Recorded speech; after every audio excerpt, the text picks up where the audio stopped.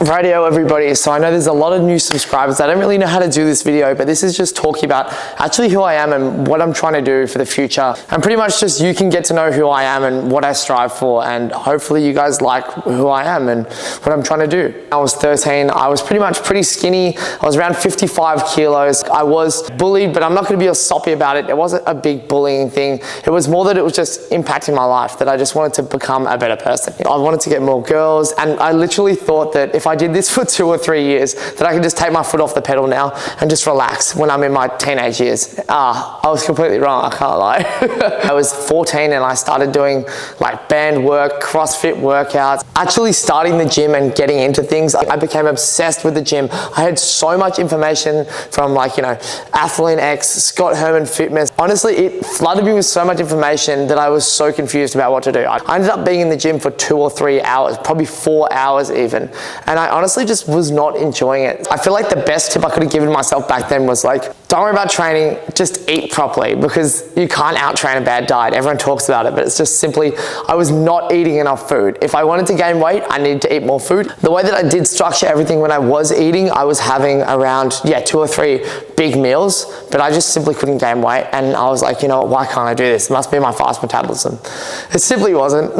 Now, if I could give myself any tips back then, is snack more. Eat what you're already eating from mum's cooking or whatever, what I was eating, and just eat a little bit more. Then choose something you can have every single day that is relatively healthy for you. You can have that food and it becomes a habit. Once I got my eating right, the problem was I hated the gym. If you're in this situation, I find the best thing that I did, which was to literally just cut my sessions down and just do the squat, bench, deadlift. Doing this literally forced me to progress. It cut down my session times, and this was the peak, bro. This was online school. Lex Little hitting his PRs, Alex Eubank finally arising from the fitness industry. I worked down the road at like a burger joint, and I used all that money to invest it into a home gym pretty much. This was the day which everything changed. We went to Derrimut Gym, our first ever gym membership that we had bought. Literally all we could think about at school is like, where's the pre-workout? Get it ready. As the years went on, now we're in year 11, year 12, things happen. We start drinking, start doing more social events and all these things, and it did impact the gym progress 100%. But the turning point was at the end of my year 11 exams, when I started to post shitty CapCut templates on TikTok. I was watching people like Alex Eubank. If I could get 10,000 followers or anything like that, my life would just be set. I just want to help other people.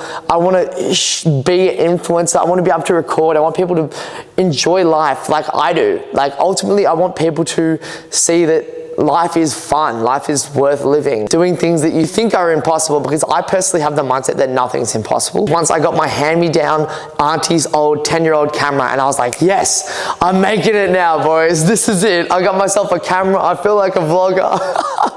But genuinely, this changed everything, because now I started posting the maxing out on random machines videos, and that stuff blew up. It generated me over 100 million views. I don't even know how to explain it. It was like, how is this even possible? This is like so far out of reach, I thought, and I'd achieved it. And I was like, wow, it genuinely blew my mind. And it was honestly like, started the dream for me. So thank you for everyone that did follow for that, because that was insane. With this, I got my first brand deal with Corrupt, and this was just like,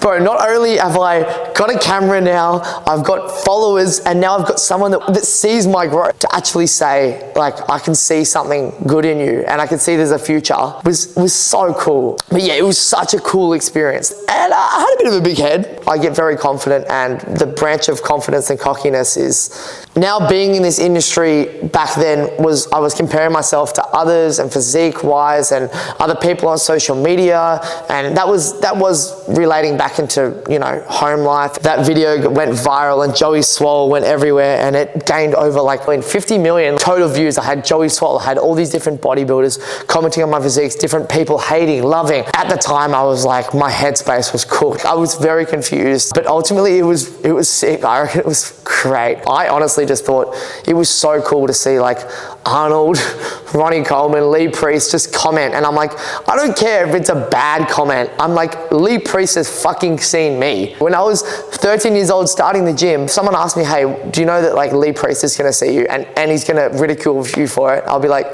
That is so fucking cool. What do you mean? So I guess my attitude towards everything was always a positive mindset towards things. Ultimately, it made me more mature. I wouldn't even be able to get to it if I didn't start what I started. So I was extremely happy, to be honest. But I was also, you know, definitely copped a bit from it. That video ended up getting me this camera, so I'm not gonna say it was a bad thing, okay? And then from there, we had this new branding of me being in a suit. Why was I wearing a suit?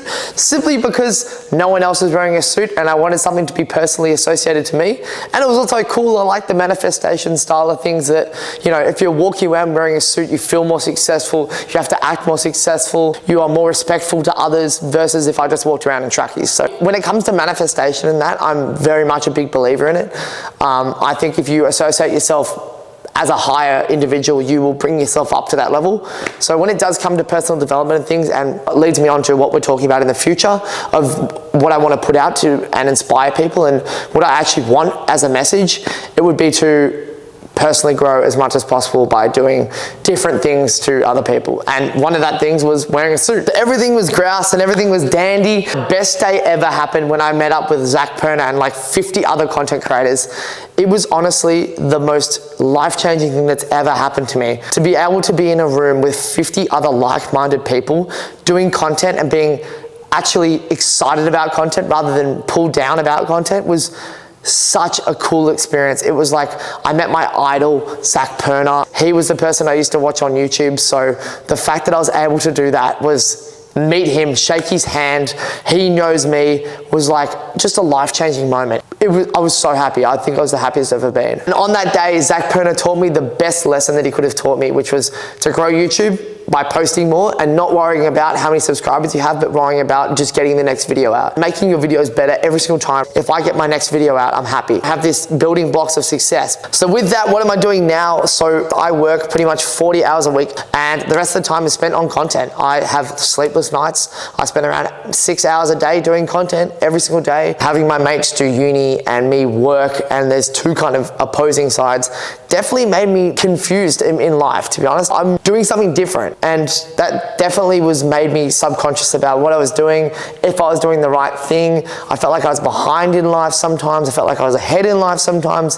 And I'm still not 100% figured out what I'm doing, but I just know that this is what I want to do. So thank you guys so much for allowing this to happen. I love every part of it and I want it to be my career in the future because I'm passionate about it. I love editing, filming, every part of it. Even today, waking up and going, oh my God, I get to film content.